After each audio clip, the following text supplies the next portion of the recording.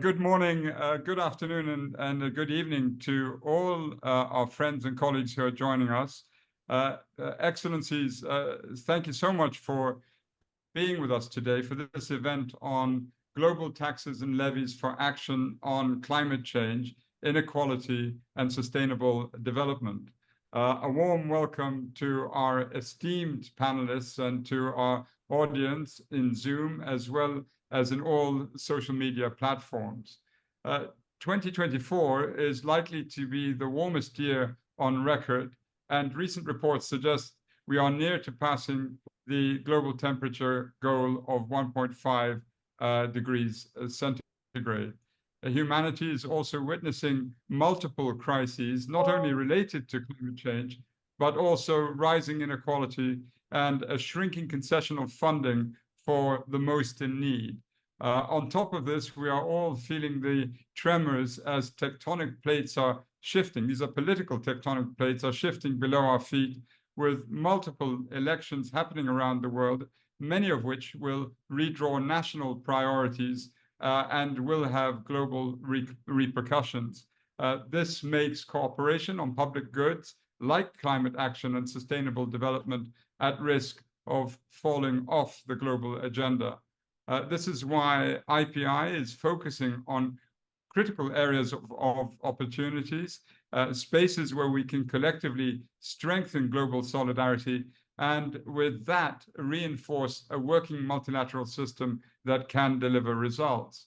These critical areas are happening at the IMO with the shipping levy, at the G20 with the wealth tax, and at UNFCCC with the aviation levy, and at a macro level with the International Tax Task Force. And since these are different fora, it is really not easy to keep up. This event brings all these work streams together. While these initiatives are distinct in design and goals, it is essential that we have a better and more nuanced understanding of all the proposals, with the hope that we can help them to the finish line. This brings us to the core of the discussion today. How do we mobilize public finance quickly, fairly, and at scale to enable climate action and sustainable development? Countries are converging around the idea of new global taxes to fund a wide variety of needs, including inequality, poverty, and climate action. We are honored to have with us today some of the leading voices in these critical debates and negotiations, and shortly my colleague Jimena will introduce our esteemed panelists and commence our discussion. As we move forward, it is crucial to remember that the cost of inaction far outweighs the investment required for a sustainable future. Global taxes and levies designed in a just and inclusive manner can be more than just a financial strategy, but a commitment to equity and shared responsibility. Thank you, and I look forward to a fruitful and engaging dialogue. Over to you, Jimena. Thank you, Zaid, and thank you so much for providing such a clear overview and purpose of the conversation. And we are very grateful for the panelists that have joined. We're also very grateful for our audience who's coming in. We have people from civil society, private sector, member states. Welcome everyone also in our social media platforms, and mostly to our esteemed panelists, Tina, Climate Envoy for the Marshall Islands, Benito Mueller, Managing Director at Oxford Climate Policy, Pascal Saint-Amans, Advisor to the International Task Force that just been renamed to the Global Solidarity Levies Task Force, and to Michael Frenczak, Research Fellow at IPI. Pascal, can you tell us more about the state of play of the task force? Thank you so much, Jimena, and good morning, good afternoon, good evening to everybody. And by anticipation, my apologies, I will have to leave much earlier than I initially planned. But thank you so much, and thanks to my co-panelists for their understanding. Listen, I would start, and the Chair Zaid has said it, with the fact that tax or levies are a bit the flavor of the day, I would say. And over the past few years, we've seen big progress. There was an agreement on a global minimum tax, and we've seen international tax on the forefront, which I believe is good. And if you look at the landscape today, you have this global minimum tax, you have work at the OECD, you have a UN framework convention, which is being discussed, which is significant progress. You have Brazil, which has put a tax on the billionaires on the agenda, and you have France, Kenya, and Barbados, which are co-chairing this task force on global solidarity levy. So it's a vibrant environment. There are many ideas. Maybe the challenge we'll have is to channel them so that we can come to outcomes. What's the goal here? I think we have probably a couple of objectives. One is to raise funds. Taxes, levies are for that, and to raise funds, to allocate these funds to some actions to fight climate change. There is mitigation, there is adaptation, there is a loss and damage fund.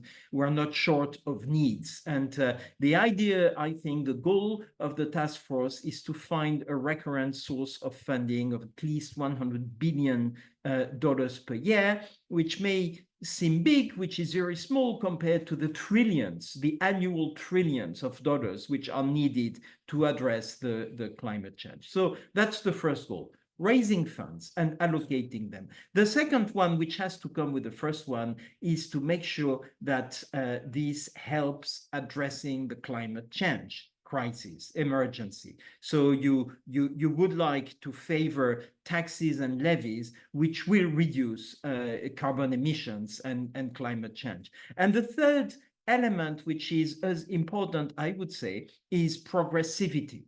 You want the rich to pay and not the poor to pay. The poor are the ones who will be the victim of climate change. I mean, you have extremely good work from economists on that front, which show that deaths will be on the poor living in countries facing extreme heat.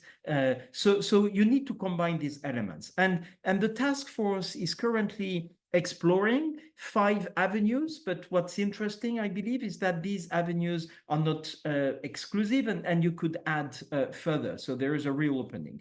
The first one is a financial transaction tax. And what's interesting there, you can dream of a global financial transaction tax. I mean, so far it's been for dreamers because it has not happened. There was some progress at the European Union, but at the end, it didn't deliver. But still, maybe the climate emergency could be a way to revisit that. The good news, though, is when you look at what countries are doing, many countries have a domestic financial transaction tax. So isn't there an avenue here to do more countries doing so, to increase, and the task force will assess whether this is an option or not, but we can draw on what is happening today. We will also explore another one, which is shipping. I think shipping is probably the most advanced, and I guess Tina would have a lot to say because Marshall Islands is the country which leads the charge there. The shipping industry is tax exempt at corporate income tax. The shipping industry is tax exempt on the fuel it uses. The shipping industry represents 4% of carbon emissions, same amount as Africa. There is something wrong there, and we hope that the IMO, with the leadership of Marshall Islands and many others, will be able to fix this. So maybe things will be fixed before the task force finds a solution there, which would be great news. If we stay on international transport, we have aviation, which is a source of concern.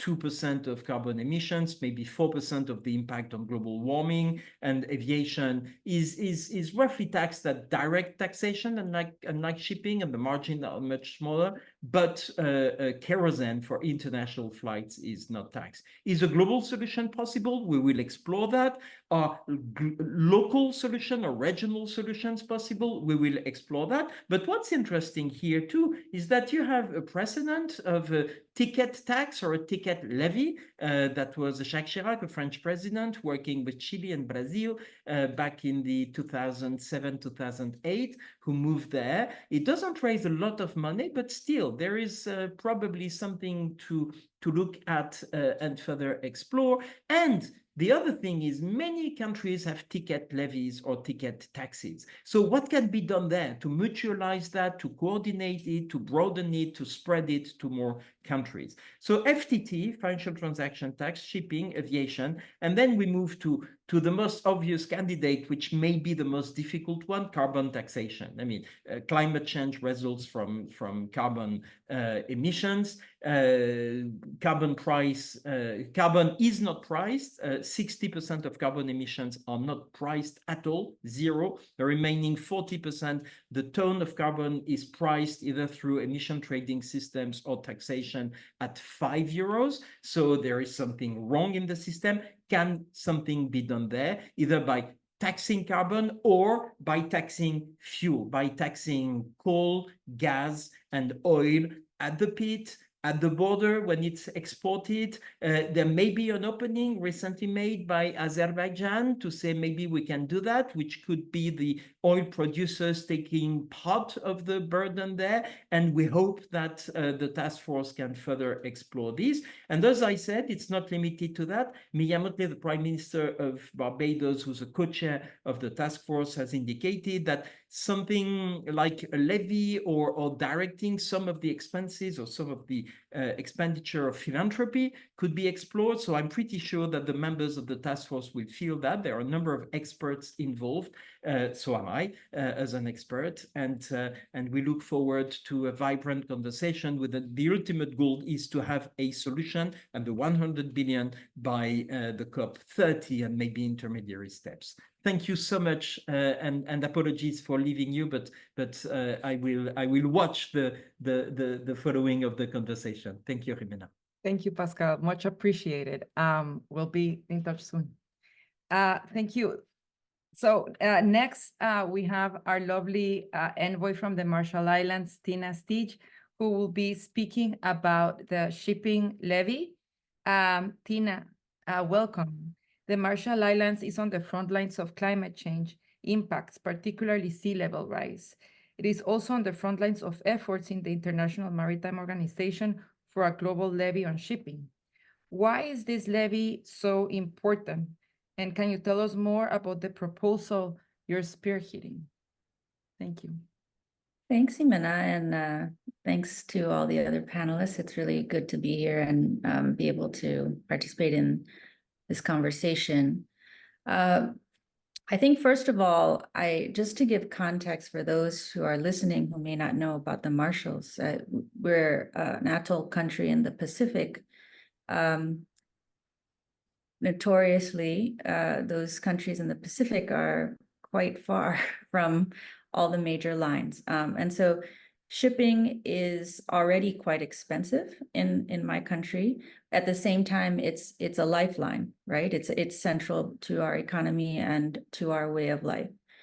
At the same time, we understand and know that shipping is a highly polluting industry. And I think Pascal already referenced this, but if it were a country, shipping would be the 6th largest emitter in the world. And so I often receive this question of how it is that we would be pushing to increase costs for an industry that, in effect, will put the biggest burden on a country like the Marshall Islands, which is in the Pacific and so far away from all the major shipping lines. And I think that goes directly to, again, what Pascal had raised around the cost of inaction. Because of our geography and our placement in the Pacific as an atoll nation, very low lying, we have seen the devastating impacts of failure to transition away from the fossil fuels that are at the root of the climate crisis. We see this now monthly with high tides, which sea level rise has made those tides so much higher in my own lifetime, so that we have regular inundations, even without storms. We see this in the droughts. We've had several in the last 10 years, states of emergency year after year with drought. We see it in the movement of our people away from, lands where they've been for generations, which are no longer livable, to other lands. And so we see very much those costs of inaction. And this is why we know that we need a transition to low and zero emission shipping. And we need the right incentives to make that happen. And this is why we've focused quite a bit of our work at the IMO. And this is not a new flash in the pan type of work. This was started years and years ago by my uncle Tony DeBroom, who's well known in the climate space, but was the person who really decided that we needed to work in a sector where we could really make a difference as a country, and that was in shipping. And so we need to make sure, however, that in that transition, we have two elements. We have both the ambition to get to zero emission shipping, but also the equity that's required so that no nation is left behind. And particularly those nations like the Marshall Islands that are the most heavily reliant on shipping for economies and livelihoods. And it's for that reason that we favor a universal levy on every ton of GHG emissions, because we think this is the best way to make the transition happen at the speed required. In other words, it responds to the urgency and the equity that is required, but that at the urgency that's required, but that it also happens in a fair and equitable manner. Keep in mind that GHG levy from the IMO is relatively easy to set up. They have the tools in place in that organization to set it up globally, to make it universal. It's simple to administer and can work alongside a global fuel standard, which would also be part of this transition. Now, in the IMO last year, targets were already agreed, setting sort of the direction of travel for this transition. In other words, the ambition is there. The Marshall Islands was at the forefront of the fight to set those higher targets for the industry. And we really were at the forefront of that fight, knowing that this year we would be talking about how to make those targets a reality. And so the targets are there. The economic and technical measures have to be agreed this year. And that's what we're talking about in the IMO now. Of all the proposals on the table, the Marshalls and Pacific proposal, which we've come up with alongside allies in the Pacific, is the only one that puts equity at its heart. And, looks at creating revenue, both to, yes, transition the industry and make sure it is meeting those ambitious targets that were set last year, but also ensuring that there is revenue raised for those who will be most affected. Thank you so much, Tina, and thank you so much for being so clear on the proposal of adopting a universal GHG levy at the IMO, and that this levy is simple to administer, and that it'll also come with a fossil fuel standard. And can I just say how exciting this is? Because, with, as Said mentioning, the geopolitical, tectonic shifts that we're living in, we're just seeing bad news and difficult news. It's encouraging that this is something that is possible, and that the discussions are ongoing, and that the targets are being discussed. And as you mentioned, it's not something that has happened overnight. It's taken a long time, but it just seems that the window of opportunity is now. So thank you so much for your leadership and for the Pacific, that even though you're one of the most affected just by the distance, you're still putting this very brave proposal that puts equity at the center. So I look forward to engaging with you more, particularly on the Q&A as well. Thank you. And Laura, welcome. Thank you for joining us. A warm welcome to you. We'll be with you in a minute after we hear from Benito. Our dear Benito has been at the leading front on the aviation levy and a dear friend of IPI. Benito, you are the intellectual force behind the Campaign for International Climate Solidarity Levies, or ICLS. What are those and how are they different from what we've discussed? One important distinction with ICLS is that revenues are directed towards the loss and damage fund. Can you explain? Yes, let me just backtrack a little bit. Just to tell you, I've been working on an international air passenger adaptation levy since 2006, almost 20 years, okay? So it's been going on. And the one thing which I gave up, and then Salim told me, you know, our dear friend was unfortunately passed away. Let's resurrect it for loss and damage. So my main thing is loss and damage. By the way, this aviation levy has nothing. We first tried to submit it with UNFCCC, but it's not in the remit of the UNFCCC. It would have to go through ICAO, like the other one, the shipping levy through IMO. And my problem with that is they just want to keep that stuff in their own sector. They're not going to start levying money for loss and damage. So that was out for me to have a sort of a top-down approach. So basically, where we ended up with is, I mean, every country, practically every country, knows how to collect passenger duties, airport taxes, whatever you call it.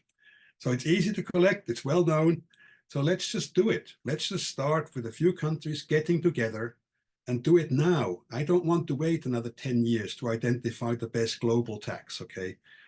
If we start from the bottom, if some countries, like we did with the French Solidarity Levy for HIV/AIDS, that just started with a few countries. It's not huge now, but the point is, bottom up can also become global, but not through a treaty, which will never happen in my mind.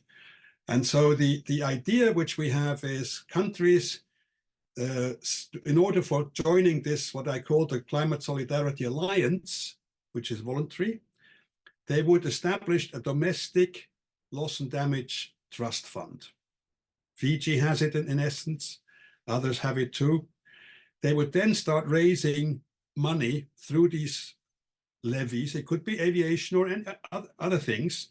And the trick about the alliance would be that if a developing country chooses to give something to the loss and damage fund, and not, they can use all at home, but if they choose to give something to the loss and damage fund, the developed country partners will pay them back what they gave, plus a bonus, maybe twice as much. So there's an incentive to actually give something to the loss and damage fund by developing countries.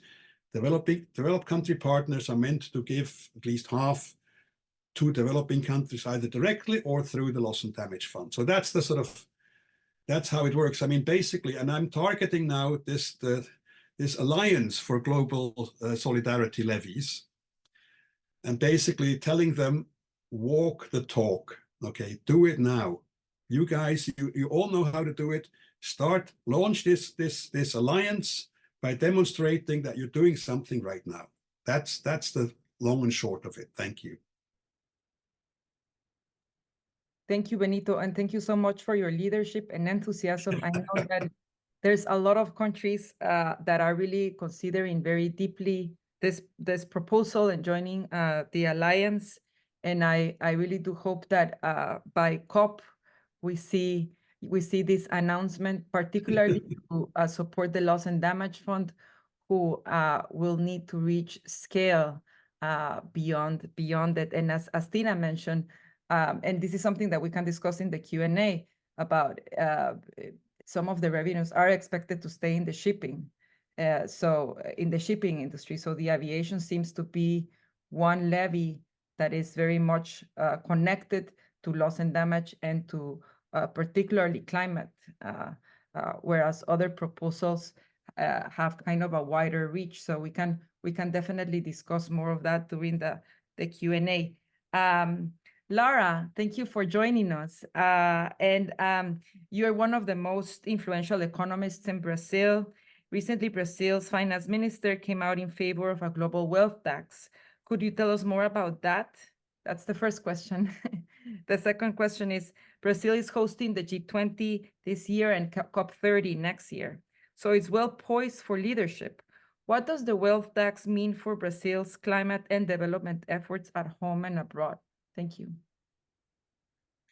Thank you, and apologies again for being late. But it's great to be with you. I think the wealth tax has different dimensions. So first, of course, there is a domestic context for Brazil, and this is a government and a finance minister that had the ambition on the progressive taxation side in relation to both raising revenues and fighting inequalities. I don't think the domestic political context favors this very much, which I think helps explain why also the minister wanted to put forward this proposal of international taxation as part of the G20. The proposal is Gabriel Zucman's proposal from the EU Tax Observatory. The initial proposal basically tries to set a floor, a minimum for wealth taxation as a measure of international tax cooperation. So the initial idea is not to centrally collect these tax, but to allow or to put an end to the era of trickle-down economics, in that sense of trying to fiscal wars, right? Of instead setting a floor for taxing the rich. And the idea there is also to keep the autonomy for countries, not only to collect, but also to spend the tax. And this was the proposal initially. So for instance, if you have a country that already taxed at 2%, the initial minimum tax was set as 2%. So if a country already taxes the wealthiest individuals at 2% from current wealth taxes or income taxes. So the idea there is that, you know, if the wealthiest individuals pay 2% of their wealth in taxes, being it wealth taxation or income taxation, then the country wouldn't be affected by this proposal, right? So this proposal would only affect the countries where wealthy individuals are not paying not even 2% of their wealth in different forms of taxes. And so it's really a floor. It's not a very ambitious proposal, but it does have a meaning in terms of, well, it does collect significant, I think the estimate is $250 billion yearly of additional revenues that this would create. So it is substantial, but it's also not a very, let's say, radical proposal in any sense. It's really trying to equalize what the wealthiest pay to what other individuals pay because of different loopholes and mechanisms they have to evade. Brazil, so for the second question, so I think it links because, of course, Brazil is also, as part of the G20, created two task forces that reflect the priorities of fighting hunger and climate change. So these are the two priorities that the Brazilian presidency has set overall.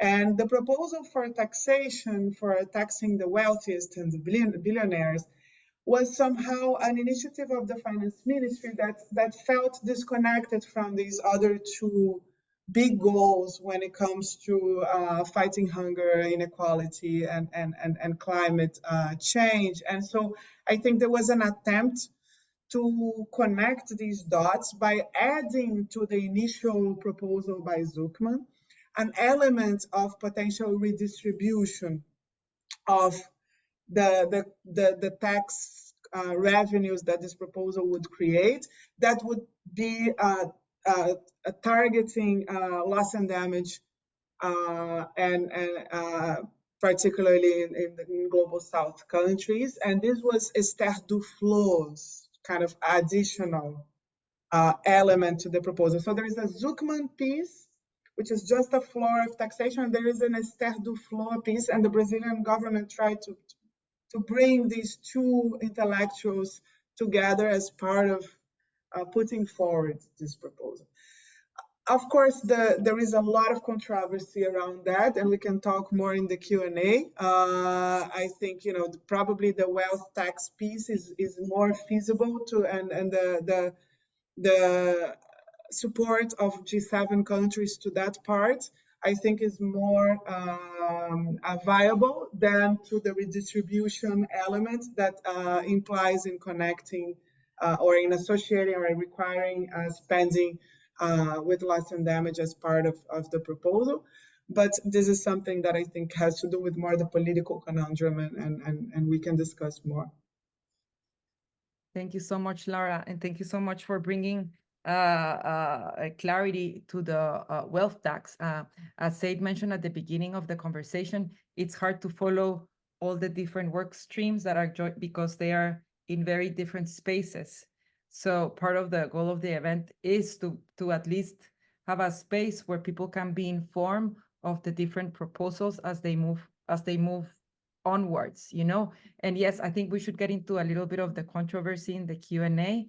But before the Q&A, the Q&A is open in case people want to collect questions there, and also through social media. I will get them.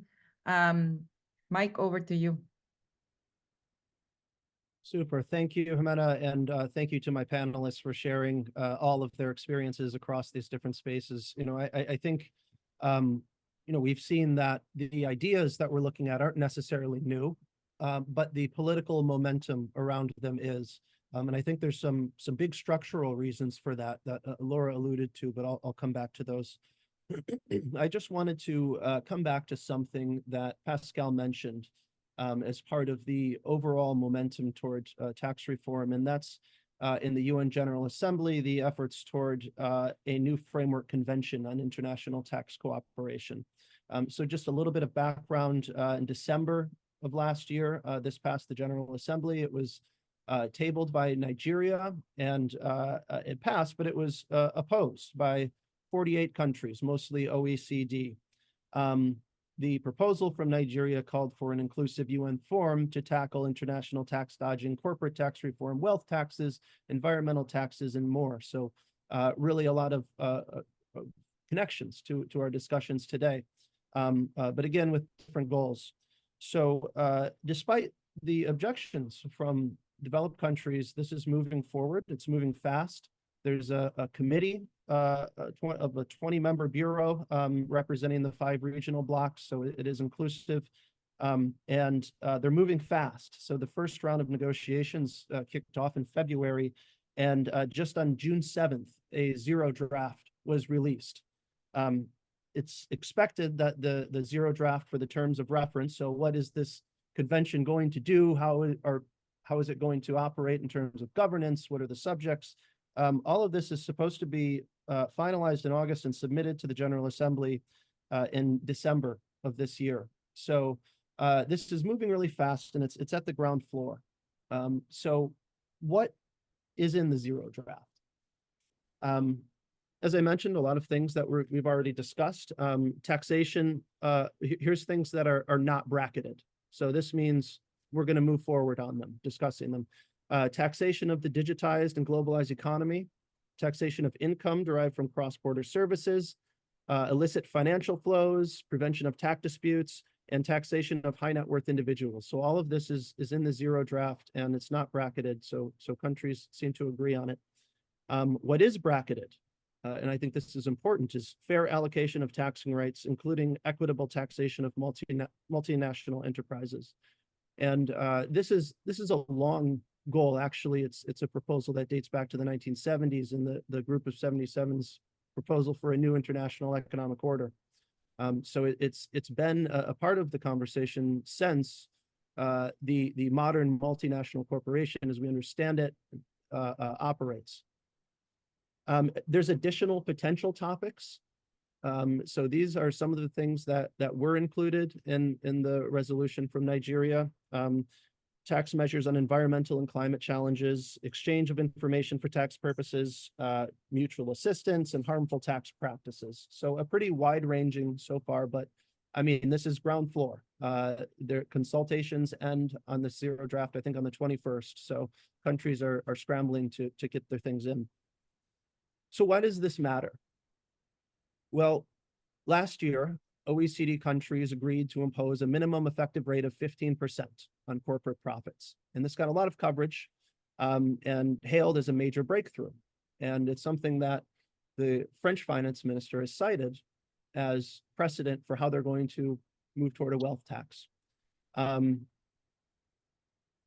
There's an issue, though. I think it also, because this was decided by the OECD, it reflects a long history of rich country clubs or the OECD writing international tax rules without the full participation of developing countries. And this is what the effort toward a tax convention is really about. It's a major breakthrough because it promises to establish a new and more comprehensive tax regime, but also one that reflects the interests and priorities of developing countries. So I was thinking about this today. I mean, the OECD deciding international tax policy by itself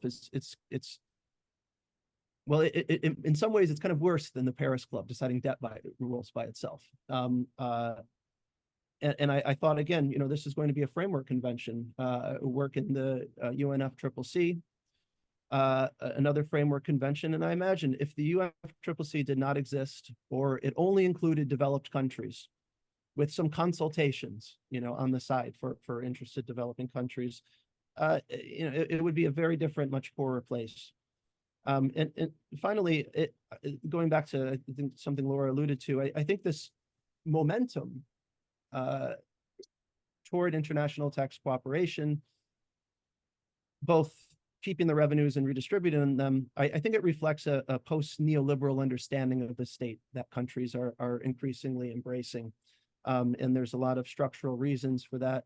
A breakdown of that consensus, so-called Washington consensus of the last few decades. But I think it's a recognition from all countries, including even the OECD, and its efforts that public finance and state capacity are really, they were traded away too hastily. And I think there's a recognition that both developed and developing countries are going to need a lot stronger states, a lot stronger public sectors, and a lot more effective tax cooperation. Because, you know, when you're not cooperating on this, on illegal flows and other issues, then everyone is losing, because it's hundreds of billions of dollars a year lost in tax revenue. And I want to close on a quote that I read. I was reading the great book Exit, Voice, and Loyalty by Albert Hirschman, economist. And it had a quote from an earlier work of his, The Strategy of Economic Development, 1958. And here's the quote: "Development depends not so much on finding optimal combinations for given resources and factors of production, as on calling forth and enlisting for development purposes resources and abilities that are hidden, scattered, or badly utilized." And I think this really captures at least my understanding of the purpose of the global tax reform, because we have not only wasted resources, but a tremendous misallocation both within and between countries. So I'll stop there and looking forward to the Q&A. Thank you, Mike. And I love your reflection of what if we didn't have a UNFCCC, but just like an OECD plus, you know, I think that is a very, very good point in terms of taxation and where we are with the world. So thank you so much. IPI with you is following closely the taxation conversation. And I think that all the speakers have mentioned this shift to universality, a universal GHG tax levy on shipping, the wealth tax, and the Benito, the aviation. So it does signal a move in our collective thinking. Maybe before going to others' questions, I do want to address the controversy of how some of these proposals are being thought of as a fiscal space and revenue that's going to probably stay mostly within the country itself, such as the wealth tax, and perhaps the shipping is going to stay in the industry itself, or is there space to also funnel some of that to climate? And we know that in the aviation is the one that's closest to the climate space, but maybe we can start with Tina and Laura talking more about that, and how can that be part of the political package, I guess, to get this done.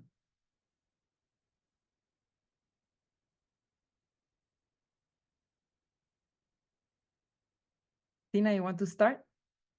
Sure, I was just going to ask who's going first, but I'm happy to take a first stab. You know, so I think this point raised by Michael about who's at the table when we talk about these regimes is so critical, and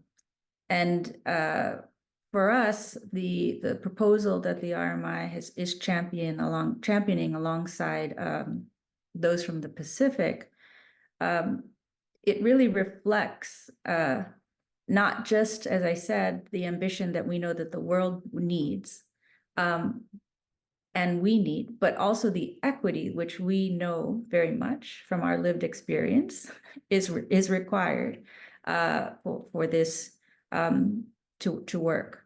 And so it's gaining traction. I would say, you know, we've had, especially following CIDS 4 conference, which just happened recently in Antigua, quite a bit of outreach. We've seen many of the Caribbean CIDS joining us, and also quite a bit of interest from some of the countries in Africa. And you know, this proposal is reflected in the Nairobi Declaration, and I think that again reflects the experience, the lived experience of inequitable structures that are global, that need to be addressed directly when we talk about the transition and climate impacts more broadly, right? So it is gaining, I think, traction from those groups, but there's still quite a bit of work that needs to be done. And I don't know that I really emphasize this, but you know, the shipping levy question will be decided this year, whether it's a levy or one of the other proposals that are currently on the table and being debated in this forum.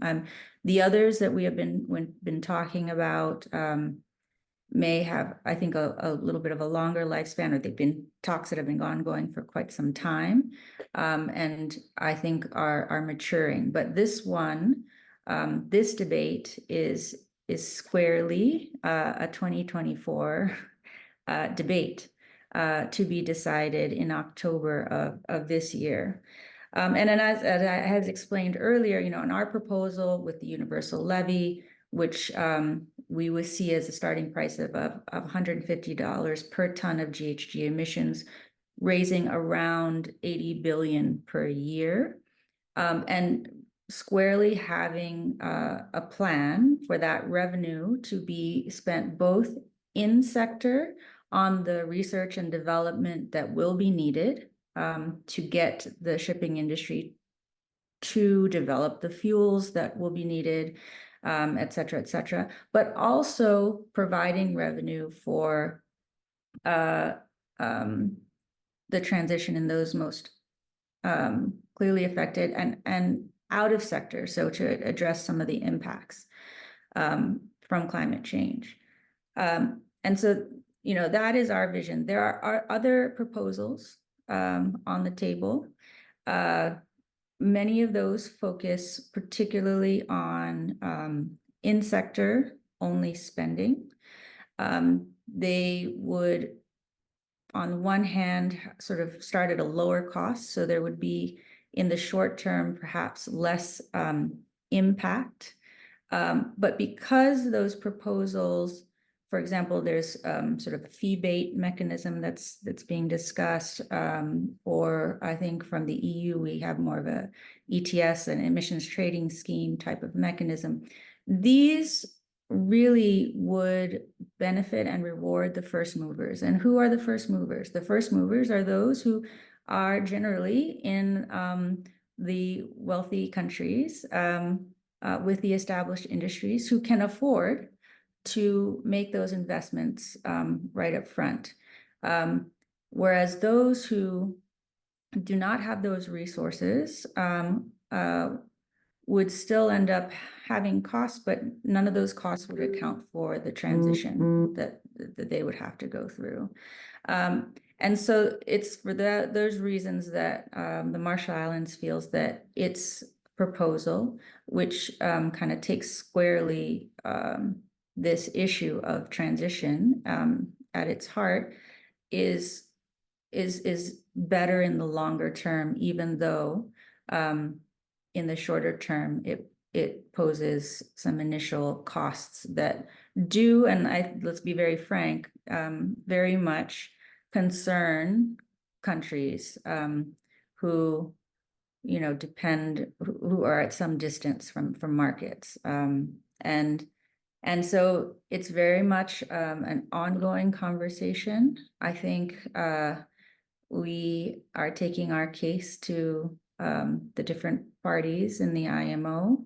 I think ultimately we need to ensure that this industry, which is hugely responsible for climate pollution, is paying for the costs of its actions. We need to urgently both reduce emissions, but we also need to fund climate action within and beyond the shipping sector. And I think that's also a point to be made, which is that when we talk about out of sector, if you get into the specifics of what that means, it's actually quite broad. So for the Marshall Islands, one can imagine using some of the revenue to actually address, again, many of our transition needs, which would include upgrades to ports. I mean, how these definitions are made, I think that's, again, even another topic that probably will need to be discussed. Or even in say, parts of Africa where you might need to be investing in green hydrogen, and that doesn't, the funds for that doesn't exist now. And is that strictly out of sector? I mean, we talk about how there's so much opportunity for green energy in Africa, but no money. And so if there's money that comes from this levy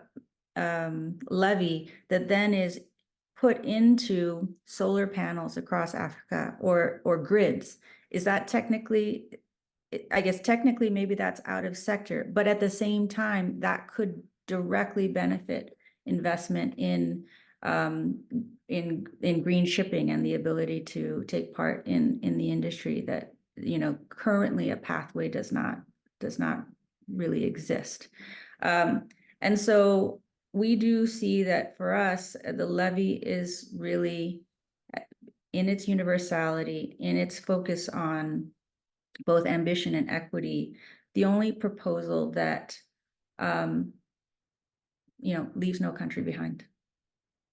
Thank you so much, Tina, and thank you for bringing equity at the heart of the discussion. I think it's key, and it's also the way you mentioned that even though this is at the IMO, there is a larger strategic political play that's much bigger in the energy transition. And so it's all about weaving the inside and outside in order to get this done. And here the role of philanthropies and also the role of public funding for that green transition will be really essential, particularly to convince those that are still not bought in to a universal GHG levy, right? Thank you so much. We have a hard stop at 11, but we want to hear from Laura, and then we have a question for Benito. Laura and Mike, over to you. Thanks. I'll try to be brief. I think one of the maybe this conversation on taxes and on the different proposals and how they connect, and maybe that also helps answer one of the questions from the attendees. One of the big barriers to climate action, I think, in the global South is a political barrier, and it has to do a lot with how the public perceives a trade-off between climate and development, climate and inequality reduction, climate and growth, right? And every measure you can think of social economic development. And I think the more we can do to overcome this trade-off and actually explore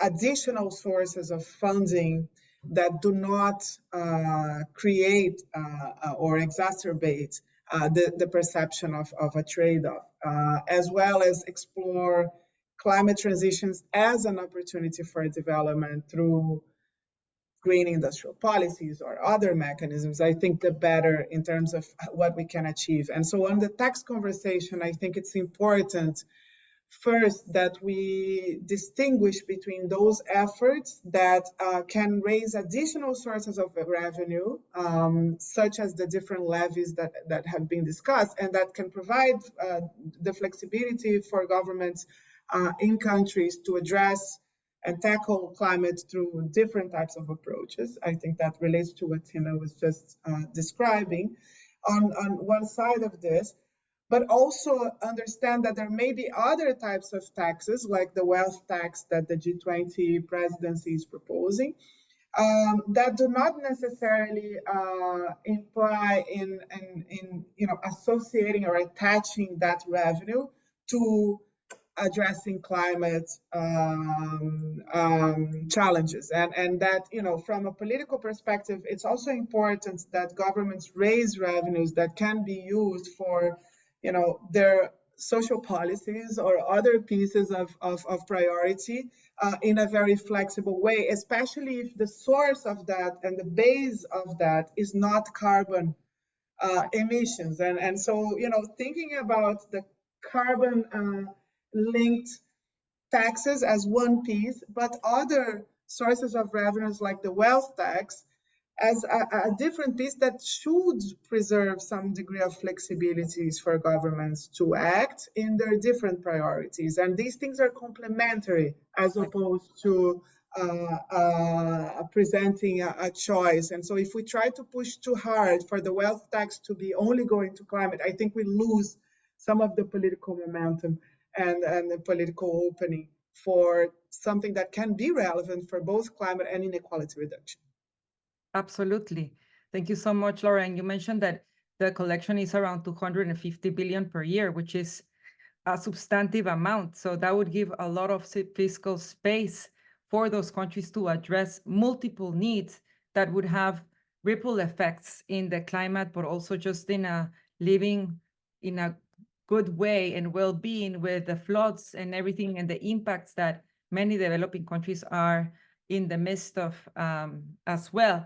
Benito, there's a question in the Q&A, but I want to kind of shift it on you because aviation, to fly most of the times, it already implies a level of economic, stature. But how do we make sure that countries such as the Caribbean economies and other smaller economies that depend on tourism don't feel that this aviation levy would impact their market and would impact people from coming? Can there be something that would help also the buy-in from those countries? Thank you. Well, the good news is we have an example in the French solidarity tax for HIV/AIDS, which has been going on for 20 years, which has been extensively studied in terms of impact on passenger numbers at the level of average $5. If you fly from Europe to America, $5 is neither here nor there. There is no price like that.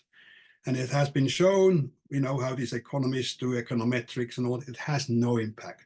It's the ideal revenue source if you just want to collect revenue. And in that case, no one has to be worried about the impact on tourism. It is not going to short of imposing a huge tax, it's not going to solve the emission problem for the aviation sector, but the sector has its own, has CORSIA. I mean, they have a different instrument with which to actually deal with the emissions. So here we are talking about revenue, and in my mind, it has to be revenue which is earmarked for the, I mean, basically people who are at the receiving end of this thing, be that domestically or internationally.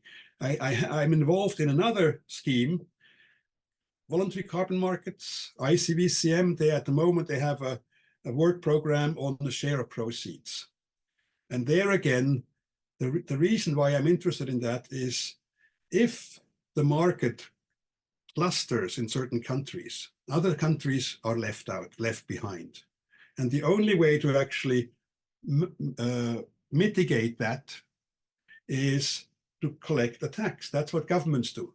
The public good is not for nothing that you actually you have taxes to do that. And that's the same thing in terms of the aviation. All these the climate solidarity levies, they're not just meant solidarity internationally, but also solidarity domestically, right?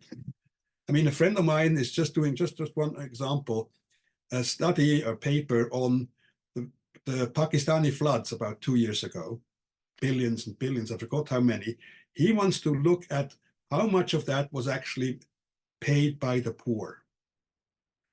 Because that's and my hunch is a lot, okay? Because if your house is flooded, you have to have a house. There's no option of not paying, and someone has to pay. And at the end of the day, it's always those who are the most vulnerable who pay. And that's what I'm trying to sort of help mitigate as an issue.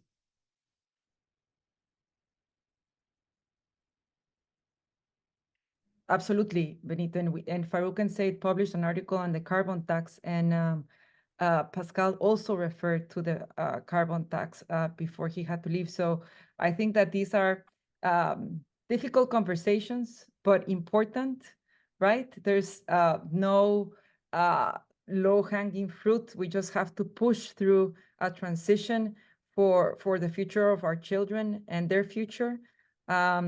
And so, Mike, last words, 1 minute. What do you take from this? Oh boy, it comes down to me. Well, I think just the last comment that, you know, like I said, these ideas are not new, and they've been in nice text before. Remember the last new collective quantified goal? It had lots of nice language about innovative finance and things. But what did not exist then, and what could potentially exist now, is the political coalitions to take them forward. So, you know, I think there's some serious work still needed on distributional impacts and how to mitigate those. The equity issue is of course at the heart of it, and countries rightly suspect of a double taxation. So I think there is a lot of thinking through that needs to be done. But you know, I think what we've seen today is that how far we've come in just a couple of years. I mean, really the last 2 years we've had this convergence. So I think we're at an inflection point, and you know, we were fortunate enough to hear from some of the people inflecting that point. Great, thank you so much, and we really appreciate every one of you for taking the time. Thank you. Have a great day.